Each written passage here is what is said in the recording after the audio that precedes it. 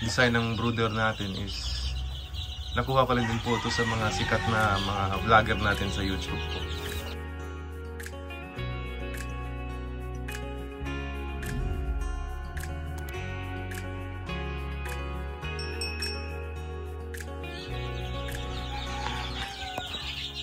Good morning po sa inyo lahat mga ka-fried chicken. Ako nga pala ulit si Fried Chicken po, ang chicken lover po ng Cebu. Po humihingi po ng pasensya po if ngayon lang po ako bigay ng vlog po ulit. Dahil busy po tayo sa trabaho din sa pag-breeding po. Before I start po, there were no animals that were harmed during the making of this video po. Para lang po ito sa pang-breeding natin. And wala pong nagamit na manok po illegally. Actually po, ito po yung design ng brooder natin is nakuha ko rin din po ito sa mga sikat na mga vlogger natin sa YouTube po. And I believe that yung mga pamaraan nila po ay very effective at maganda po yung palabas nila po ng mga sisiyo. As you have noticed po, medyo magkaiba po yung sukat ng mga sisiyo natin. Dahil dalawang batch po ito na hinalo na po namin dahil po sa kakulangan ng lugar.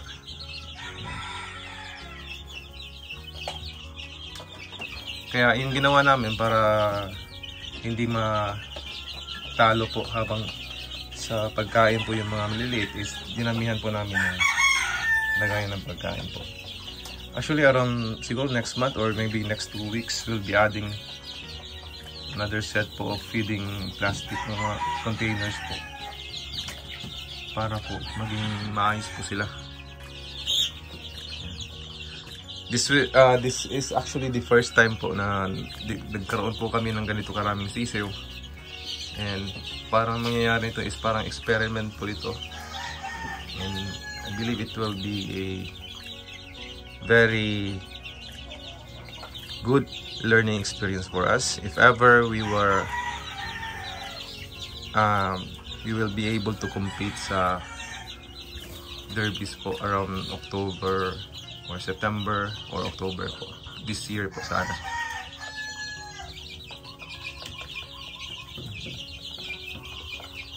So, yun po, yung dito po. Yung tubig po namin is may halo po yung Vitamin Pro. Hindi po ako advertiser po ng Vitamin Pro na product po, pero nakita po namin na maayos po siya para sa sisiyo. Pero yun, hindi namin pinagsusunod sa antibiotic. Yung meron nagbibigay din po kasi kami ng antibiotic, lalo pag na-stress.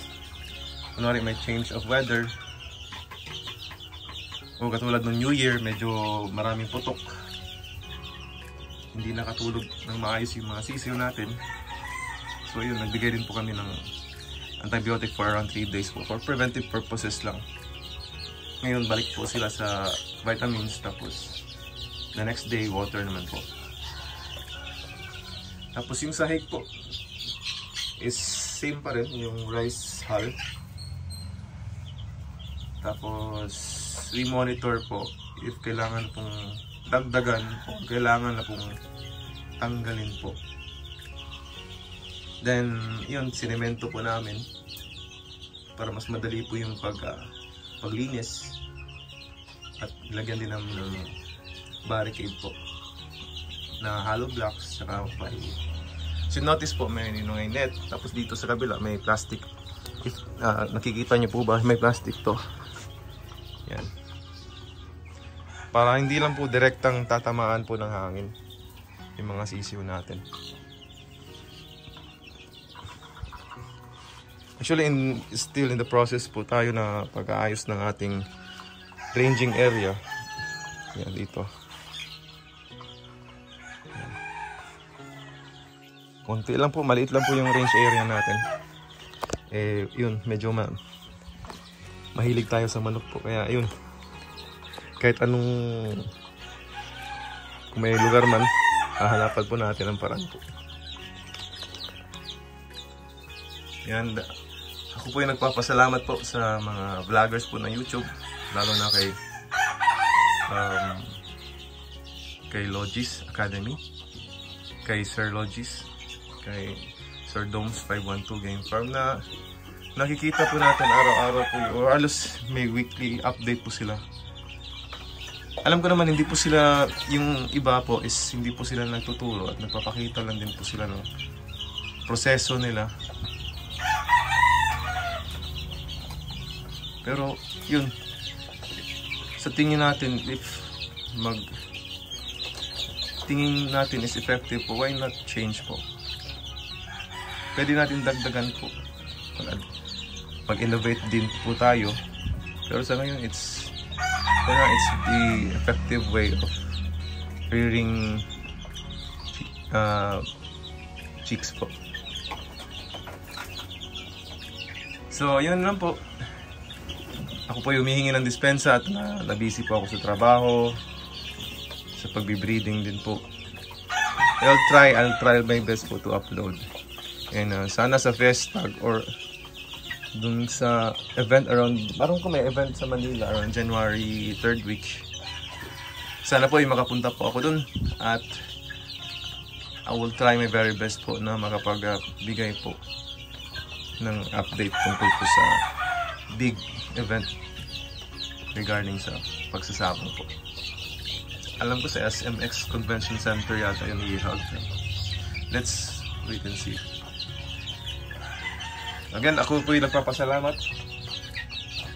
Po hinihingi din po na i-like, i-share po yung aking channel at subscribe na din po. Magandang umaga po. Ako po ulit si Fried Chicken po, ang chicken lover po ng Cebu. See ya!